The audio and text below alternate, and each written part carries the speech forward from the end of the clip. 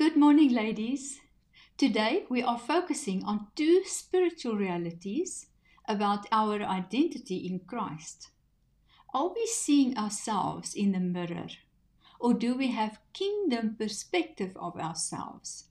Seeing ourselves in the image of God, as in looking to us through clear glass. These are not emotional interpretations.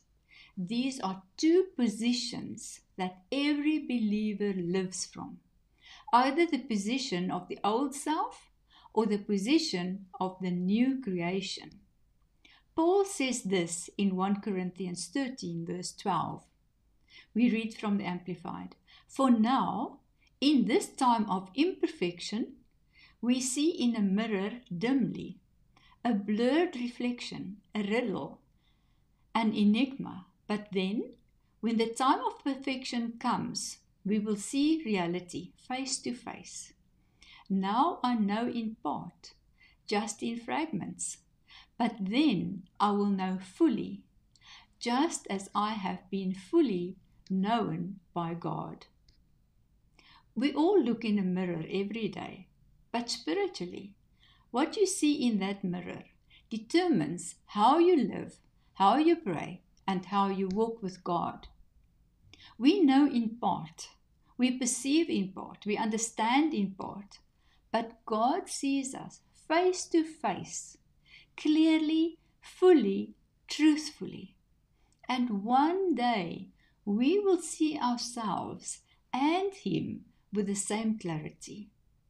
There's a day coming when your perception will match God's perception of you. You will finally see what He has always seen. Full identity, full righteousness, full purity. But even now, by faith, you learn to align with that identity. The mirror is your personal viewpoint based on self-observation, past and flesh-based. If your mind has not been renewed, you still see the old creation. When you look at a physical mirror, you see yourself from your own perspective. Spiritually, the mirror represents the flesh, meaning your human limitations, your natural mind, your past experiences, your history, your wounds, your failures, your own judgment. Paul addresses this directly in 2 Corinthians 5 verse 16. From now on, we regard no one according to the flesh. This includes how you regard yourself. When you see yourself according to the flesh, the mirror will always show the old you, the sinful you, the insecure you, the not enough you, the version of yourself that existed before Christ. The mirror reflects the natural, not the spiritual. And the danger here is this.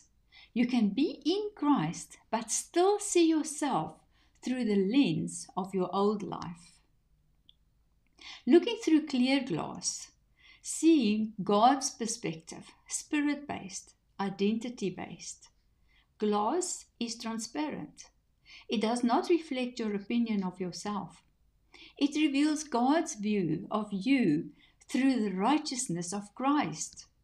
Glass represents clarity, truth without distortion, purification, spirit perspective, the light of God, and identity after salvation.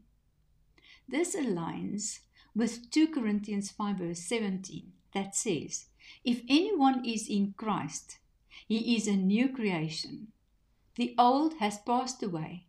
Behold, the new has come.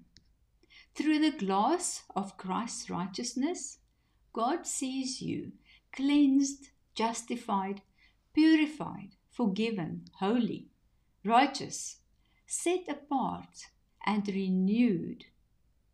This is not ambition or imagination. This is factual spiritual identity. Looking through clear glass brings revelation, not reflection. The mirror shows what is natural. The glass shows what is spiritual. The mirror displays who you were. The glass displays who you are in Christ. The mirror exposes the old creation. The glass reveals the new creation. You don't see your past through glass. You see your redeemed identity. Glass doesn't reflect your judgment. It reveals God's. Not because of your performance, but because of the blood of Jesus. When we live in the kingdom of God, which is now, after we have accepted Christ as our Lord and Savior, we are already living in this transformation. We read in Colossians 3 verse 10, and have put on the new man who is renewed in knowledge according to the image of him who created him. This verse shows us two truths. You have already put on the new man. This is not future, it's spiritual reality now. You're not improving the old version of yourself. You have put on a completely new identity. You are renewed in knowledge. Your understanding must catch up to what God has done. Your mind must align with the truth. You grow as you learn to see yourself the way that He sees you. Your current identity depends on which one you believe. Your spiritual walk is determined by which perspective you live from. If you live from the mirror, you will always fight condemnation, insecurity, and unworthiness. If you live from your new identity in Christ, you walk in righteousness, confidence, purity, and pure identity. This truth is both perspectives exist, but only one is accurate in Christ. So which one will you agree with? The mirror of the flesh or the glass of the Spirit? The flesh is loud, but the Spirit calls you higher. The flesh reminds you of mistakes. The Spirit testifies of righteousness. The flesh recalls every failure. The Spirit witnesses your cleansing. The flesh drags you back into cycles. The Spirit confirms your adoption as a daughter of God. The flesh keeps you tied to the old identity. The Spirit reveals your true identity in Christ. The flesh shows you the reflection of who you were. The Spirit shows you the revelation of who you have become. The flesh limits you to your past. The Spirit releases you into your purpose. The flesh accuses. The Spirit affirms. The flesh remembers your sin. The Spirit remembers the blood. The flesh says, "You're still the same." The Spirit says, "The old has passed away." Your takeaway charge for today is, your walk with God will only rise to the level of the identity you believe. If you keep looking in the mirror of the flesh, you will stay trapped in old cycles. But when you choose to see yourself through the glass of God's truth, you walk as a new creation. You speak as a daughter of righteousness. You live from purity, not shame. You operate from identity, not insecurity. You access grace, not guilt. Your identity is not a process. It's a position. And that position is righteous, cleansed, purified, and made new. Let us close in prayer. Lord, open our eyes to see ourselves, not through the mirror of our past, but through the glass of your truth.